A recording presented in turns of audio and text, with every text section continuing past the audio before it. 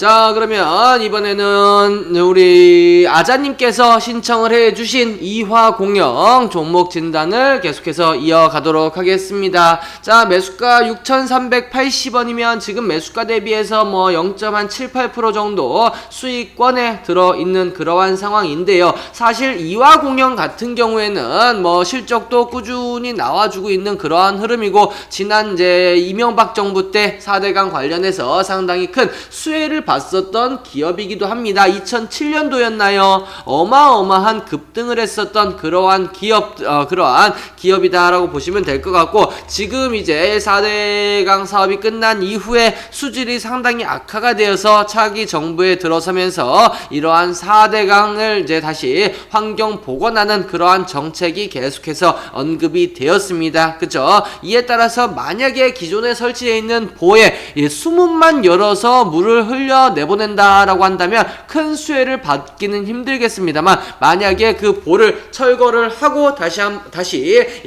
환경 복원 사업을 들어간다고 한다면, 역시 이화공영 같은 경우에는 토목이나 건축 공사에 대한 이러한 사업을 영위하고 있기 때문에 이거에 대한 수혜를 받을 가능성이 높다라는 그러한 기대감에 움직인 그러한 종목이다라고 보시면 될 것 같죠. 대표적인 테마주다라고 보시면 될 것 같은데, 이화공영하고 같이 볼 수 있는 종목들 제가 여러 번 말씀을 드렸죠.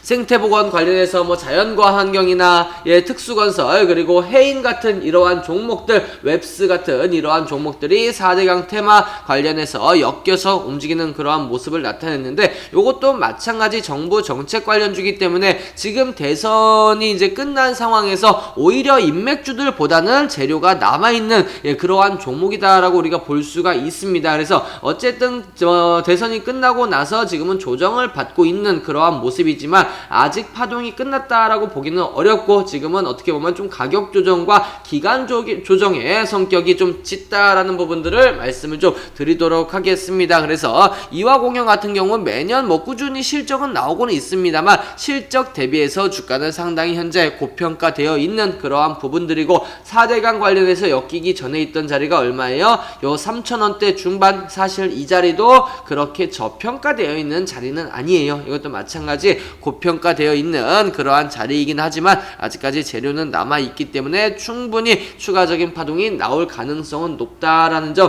볼 수가 있겠고, 제가 보는 관점에서 지금 매수 맥점은 지금 자리도 나쁘지는 않아요. 지금 자리도 나쁘지는 않습니다만, 지금보다는 이제 6,000원 정도가, 6,100원 정도가 더 좋은 그러한 자리다라고 보여지고요. 전저점이죠.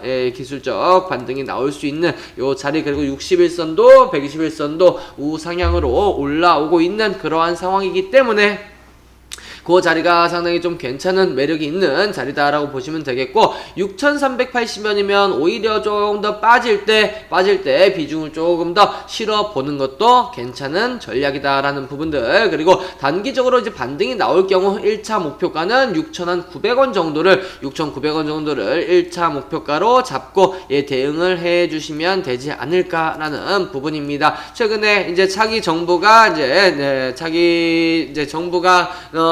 문재인 정부가 시작이 되고 이제 한 열흘 됐죠. 이제 5월 9일이고 오늘 5월 19일이니까 딱 열흘 됐는데, 인수위 과정도 없었고요.